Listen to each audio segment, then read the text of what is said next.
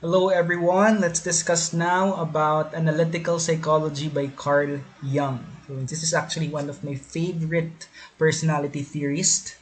No, it's very much interesting to know about our human behavior through the lens of mysticism. So let's proceed. No, according to Carl Jung, I am not what happened to me. I am what I choose to become. Okay. Quite interesting to know also about this theories because he also has this concept of archetypes. Also, meron din siyang concept of the different dynamics of personality and also introversion and extroversion, the psychological types, galing din sa kanya yun. So, start na tayo. Here are the preliminary questions that we're going to cover. No, explain the concept of archetypes according to Jung. What makes the theory of Jung unique from other personality theories? What is personal unconscious according to Jung? And what is self-realization and how can it be achieved? To also differentiate introversion and extroversion psychological types, and what is the symbol of mandala. Okay, so overview of Jung's theory.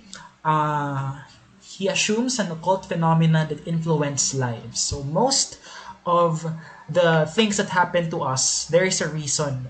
Something that had occurred before can also be a factor why it happened now. Okay, so he has a more animalistic and humanistic uh, view, no, towards human personality, towards human behavior.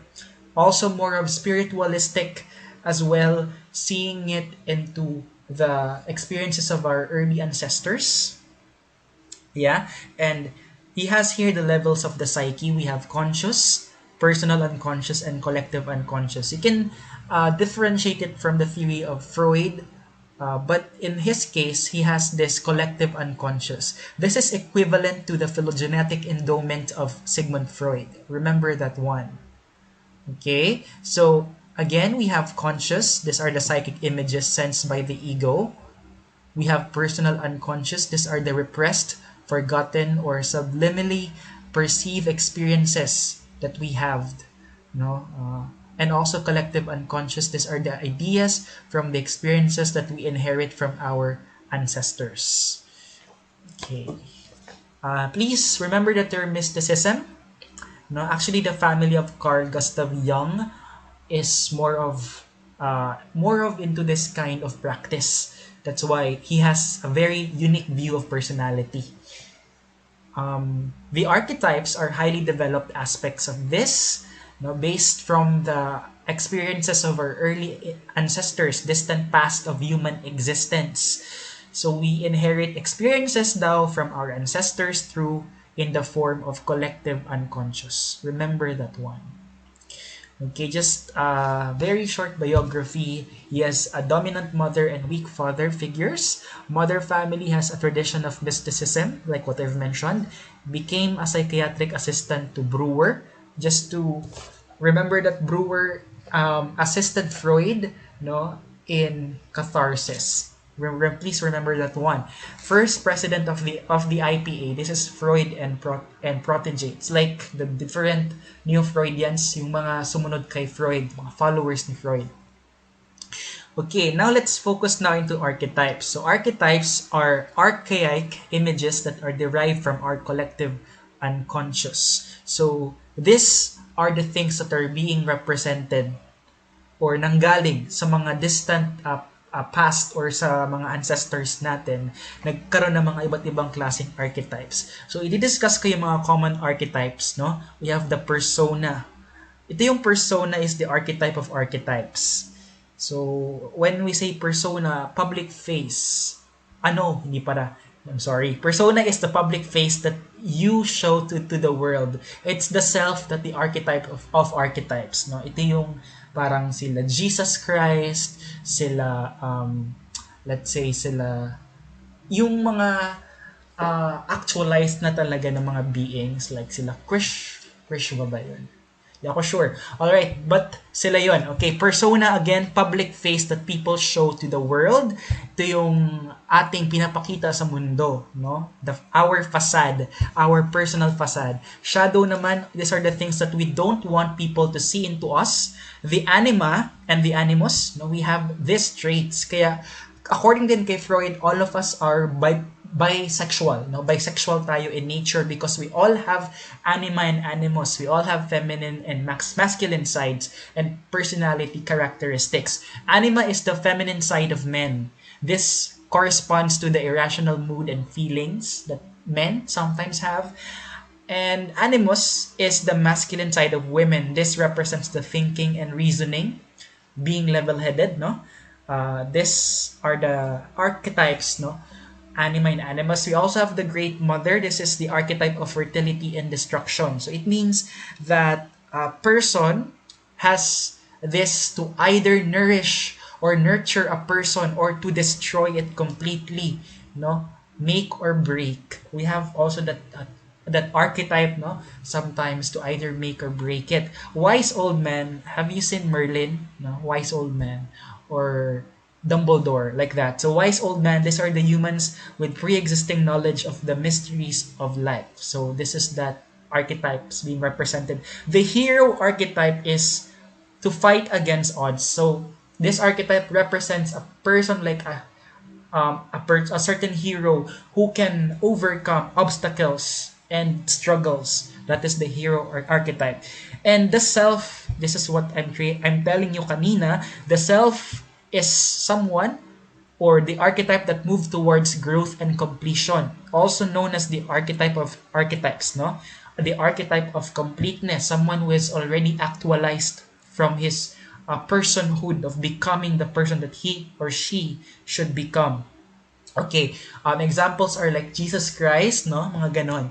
So, aside from this, there are also several types of archetypes like caregiver, ruler, artist, joker, jester, no? And magician, outlaw. But these are the common archetypes na mga na-present ko. Ito yung mga common na mga archetypes that you should know already.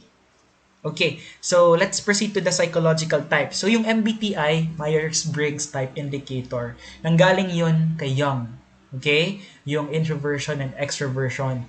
For Jung, may mga polarities of human personality. Ulit-ulit ko talagang sinasabi na hindi tayo completely introverted, hindi lang tayo extroverted completely. Meron pa rin tayong traits of being extroverted or introverted. It's more of saang level, no? Saang level ba ikaw mas inclined? Kaya yun yung magiging personality type mo or psychological type. So, nagdi-differ sila sa energy kung saan nanggagaling or kung saan pumupunta. So, attitudes, we have psychological attitudes. Ito yung dalawa, no? Tapos meron din tayong 4 na psychological functions, no? And kapag kinombine mo sila, total of 8 psychological types na ang meron tayo. No? Yun yung nasa MBTI. Introversion, this is an inward psychic energy with an orientation towards the subjective. Extroversion naman, it's an outward psychic energy with an orientation towards the objective. So introversion, kapag introverted kang person, more introverted ka, yung energy, no, ay mas person, no, mas individual, mas independent or nasa iyo lang, no? Parang ba yung energy na nanggagaling is from you, no? If you're alone, and sometimes kapag nasa party ka and you are an introverted person, nauubos yung energy mo, kinukuha. Pero pag ikaw lang mag-isa, doon nagre-restore, doon ka mas nagpo-function well. Okay, yun yung introversion. Pag extroversion naman, outward yung psychic energy, no? Mas nakakakuha ka ng energy from the external world, from social beings, or from communicating with other people, or kapag nasa public place ka, no? Hence, mas may function ka or mas kaya mo or mas makakagalaw ka kapag nasa public place ka or kapag you're surrounded by a lot of people, no? Kasi doon mo kinukuha yung energy mo. Okay, that's how we understand the two psychological attitudes, introversion and extroversion. Just a disclaimer, again, every one of us, meron pa rin tayong traits of being introverted and extroverted. It's just a matter of the polarity. How much are we, are we into that dimension? Kaya ka considered as introverted. Kasi mas ganon, mas mataas yung level mo compared sa extroversion. Okay, let's proceed to the functions. First is thinking. Thinking refers to the logical intellectual activity that produces a chain of ideas. So, ito yung mga mas nag-iisip ka, mas rational ka, okay? Feeling is evaluating an idea or event. This is when you try to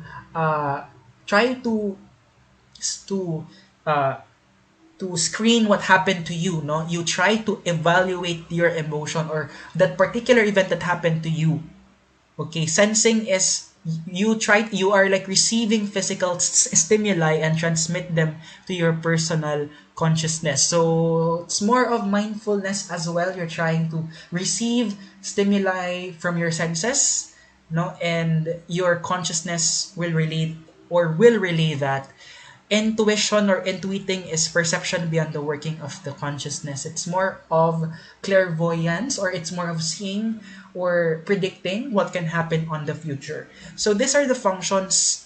Okay, again, all of us has these functions. It's just a matter of kung ano lang yung mas pinapairal natin or ano lang yung mas mataas. Just to take note. Okay, so we have a total of 1, 2, 3, 4, 5, 6, 7, 8 personality types. Pag pinagsama-sama natin sila, introverted thinking, introverted feeling, introverted sensing, introverted intuiting, extroverted thinking, extroverted feeling, extroverted sensing, and extroverted intuiting. So, hindi ko na i-explain to thoroughly. Please pakibasa na lang sa PowerPoint. Okay? And now, let's proceed to the development of personality. So, in this concept, dito yung parang sun. Okay? We have here the early morning sun in our childhood. Okay, and later on our youth period, no, it's the morning sun. This is from puberty until midlife.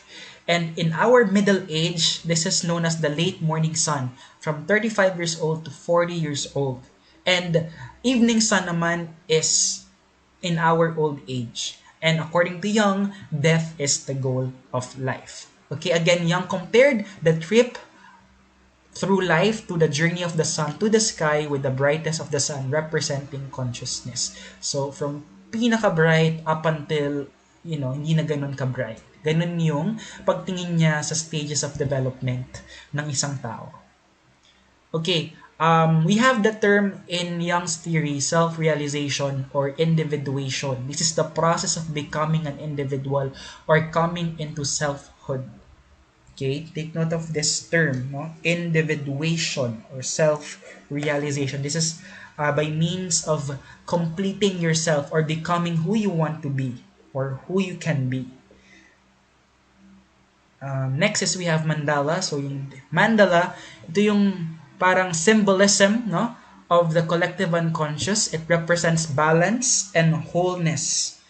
Okay, later on I will show you. This is an example, by the way, of the mandala.